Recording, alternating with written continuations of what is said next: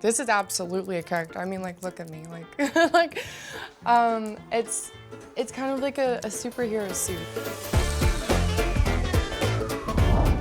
Hi, I'm Emma Vauxdevil. I'm a burlesque dancer, sword swallower, fire eater, showgirl. I'm known as the devil herself, 6 feet of sparkling sin, and I'm here to talk about the business of burlesque. As a child, I always wanted to be a magician's assistant because back in the day, they were like the showgirls and they were glamorous and beautiful, and I was always more of like creatively expressive visually, and so I went towards those avenues. I started as a go-go dancer. My friend was actually very supportive in that. Like, he got me the audition, and it created this snowball effect to where I am now. And I was on Tumblr a lot, and I was just scrolling, and I discovered like fire performance and hoop dance and burlesque and pinup and showgirls even more so, and I was like, I'm doing that. Like, that's what I'm made for. My first burlesque gigs started more in club scenes, and they weren't as polished as like a performance on stage, like where you go to a theater and you see it open and the girl goes on. It was a little bit of a hybrid of like my go-going and my burlesque. And so that lasted about a year, and then I found my first like theater troupe that I worked with, and I joined with them. Did an audition, and it was so awkward because there was like 3 people in the room and one wasn't even looking at me, and like, I don't know, I got on. It was great. It was really where I like learned what an act was, what an act required, and so I really grew into Emma Vauxdevil being at that place. I don't know what kind of personality you would need, because anyone can really get up there and fake it. Me, out of makeup, like not Emma Vauxdevil, just normal Emma. I'm not like the most poppy, bubbly, friendly, like I'm kind of shy, kind of like reserved. Yeah, I think most of us are introverts, but we put on this like character, and like this is absolutely a character. I mean, like, look at me, like, it's kind of like a superhero suit. I'm banking it off of this character, and I'm like, she doesn't give a shit like what people, you know, like whatever. If you can find a character that you're playing, I think that's a big help if you don't feel brave enough. I've always kind of been like more adrenaline focused, and I like doing things that excite me, and I like intensity and stuff like that, so Scorpio. But I think that might have something to do with it, because like I do my sword swallowing and my fire, and I always want to do like the next stunt, like the next thing. I mean, I'm not like a stunt performer per se, but you know, at least in my own realm, like as much stunty as I can get. But yeah, I think that just like having a character that you're putting it all on, you're building this character. I think that really is like the magic to it. My sword swallowing, I was already performing for a bit. I was doing a fire, I was doing burlesque, and I was kind of bored. And I'm always like edgy with it. I want to like, what's the next thing I can do? Like what can I add more for like some more spice? I knew about it, and I found another sword swallower to teach me.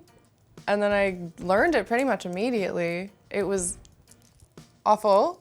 I pulled it out and I was like, no. And then I didn't like take a moment to practice it really. I just immediately put it on a stage basically.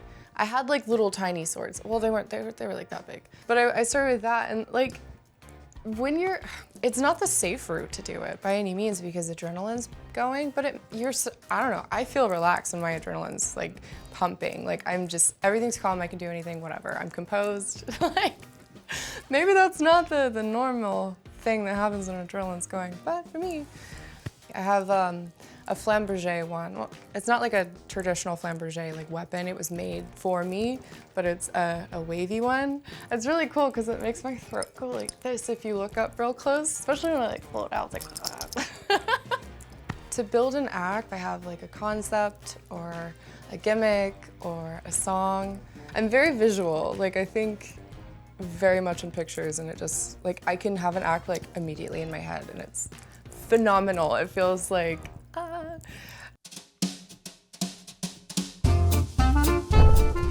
From there, like, I go from costume design. I work with a designer to get like the bases of my costumes made. Either like I'll have the design drawn out myself, or I'll give them like a guideline, a baseline to work with, or I just go like the underset route, which is like corset, bra, panty, and then I'll find pieces that are already made. My corsets I have custom made each time. I have an amazing corset maker that I've been working with. But I do that, and then I do all my own rhinestoning. I think very few things I have are not rhinestoned by me. Like the jewelry knot is different, but like this isn't that rhinestoned compared to some of my other things, I'll tell you. Like I like to go to town. That's like all I do.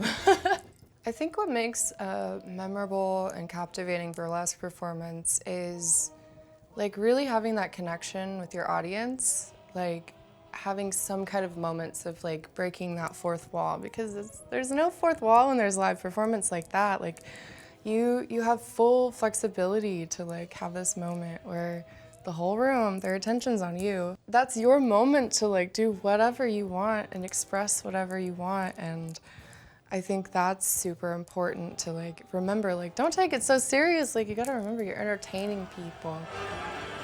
The people that like love what I do and they show their appreciation, that is so special because I love what I do. I'm doing it because I am so in love with it. It encapsulates like my whole life, and for them to also feel that way at times too, like that little moment is so special. That's phenomenal. And then of course, like getting a standing ovation after performing too is like really cool. Like it's such a cool feeling.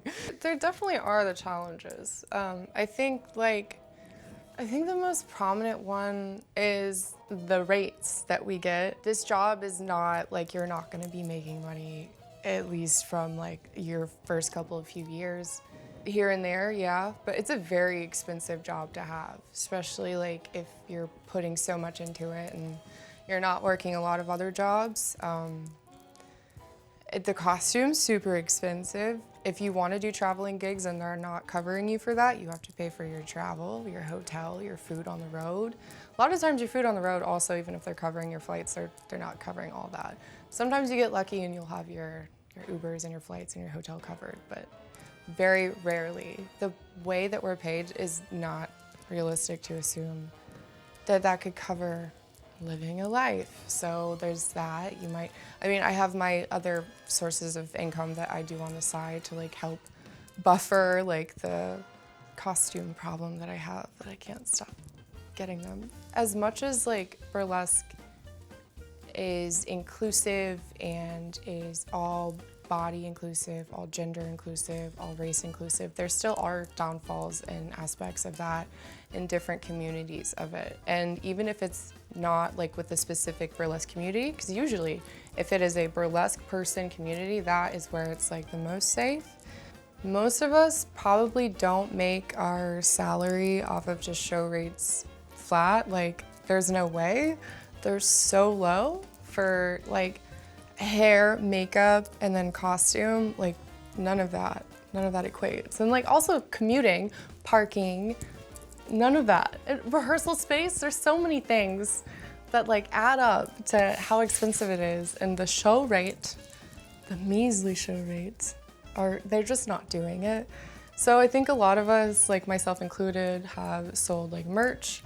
I sell stickers and prints, and then I teach classes on like dance, on choreography. And there's also people that have like real jobs and still do this, which is like so commendable. I don't know, I am only burlesque. That is all I am. The advice I would give a burlesque performer who's just starting out: build an act, have it look polished, get some good photos, and send it to producers, show them what you got, and like have a social media presence. As much as I want to say that I don't like social media, it has definitely been like the pinnacle of my career to get me like this far. It's gonna be a little bit of an investment at the start, because like no one's gonna give you the costume. No one's gonna like be like, oh yeah, you're great, and you don't have a social media presence of being a burlesque performer. It's like no one's gonna like think you can do it unless you have examples. I'm Emma Vauxdevil, and this was The Business of Burlesque.